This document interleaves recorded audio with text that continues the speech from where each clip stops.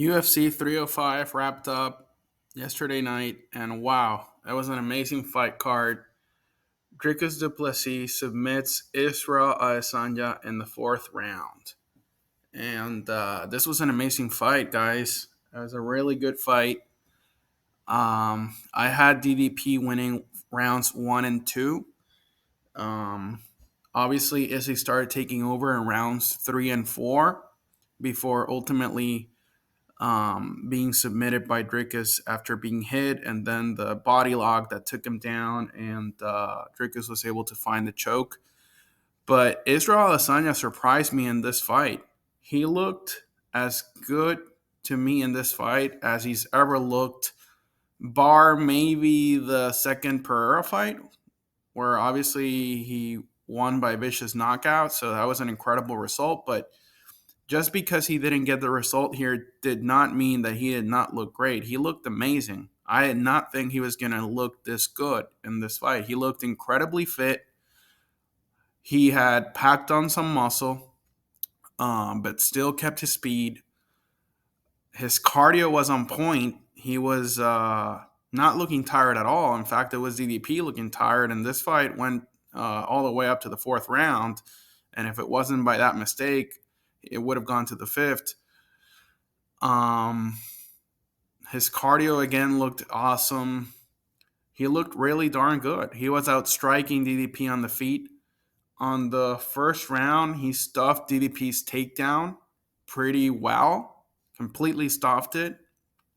On the second round, he was able to get up extremely quickly after being taken down. So Israel Adesanya to me looked amazing. I would pick Israel Adesanya to beat Sean Strickland the way that he fought in this fight. DDP is just looking amazing. So DDP to me right now is the guy at middleweight. I'm picking DDP over Sean Strickland rematch, and I think he actually gets him out of there this time, finishes him. I'm picking DDP over Whitaker to finish him again. He already did. And I'm picking DDP over Hamzat. Any middleweight that goes out there against DDP, I'm picking DDP right now. In the co-main event, Kai Kara France TKO's Steve Ercik. Good for him. Kind of uneventful for me. I wasn't necessarily looking forward to this fight so much. And he calls a title fight after that. He was coming off two losses before that, and I don't think that warrants a title fight, but okay. The featured fight of the night, we had Matthias Gamrot versus Dan Hooker. I am probably in the minority here for whatever reason, because watching that fight live, I had the first two rounds for Gamrot. Like, clearly, there was no doubt in my mind. So I don't know where Hooker got the decision from, but apparently a lot of people are saying that they thought he won clearly. 2 rounds to one. So I guess okay, but then he gets a win and he's cutting for BMF, Conor McGregor, title shot. Like, let's hold the brakes. Islam submitted him in seconds. So he's not getting Islam anytime soon. Conor, one would think, would fight Chandler in December. And in terms of BMF, Max is already booked with Ilya. But good for Hooker, I guess. Then Tai Tuivasa versus Jairzinho Rosenstruck. And this is where the peak of MMA judging, or bad MMA judging, was shown, where one judge gave all 3 rounds to Tai Tuivasa when it was clearly all 3 rounds for Jairzinho Rosenstruck. I picked Jairzinho to win, but I picked Jairzinho to win by knockout. So good for Ty for having a chin and holding up. He didn't fight terribly. He just didn't impose his will.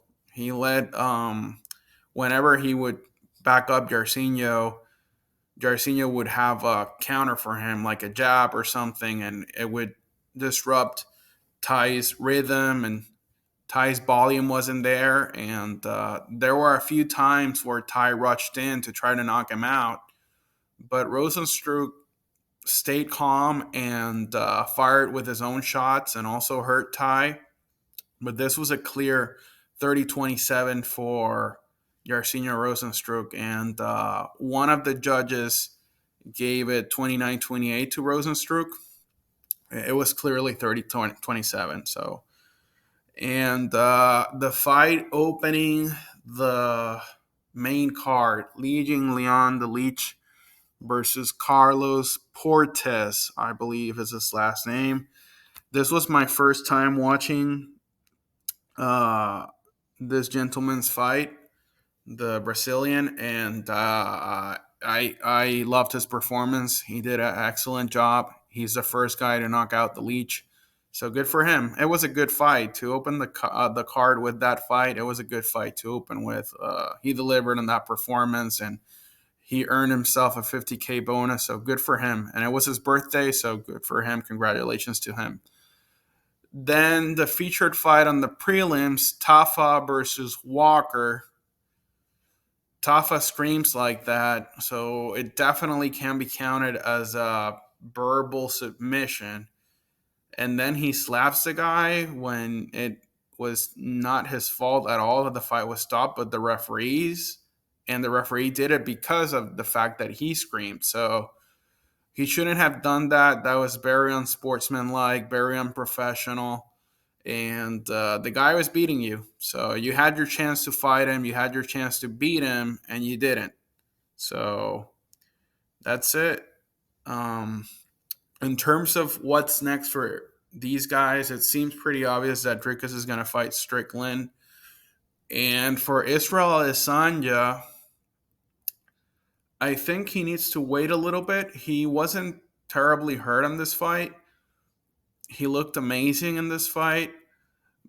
I think there are still options for him. There's the Strickland rematch. So if Strickland goes out there and loses to DDP, you could do the Israel Adesanya versus Strickland rematch. That's something that would entice Israel, or should, because he gets a chance to get that one back. Number one, and he could also fight either Robert Whitaker to do the trilogy or Hamza Chimaev. Those are all compelling names to put against Israel Adesanya. So if I'm Izzy, I'm just waiting a little bit and probably coming back in 2025. And that would be great. And yeah, that would be what I would do. Like and subscribe.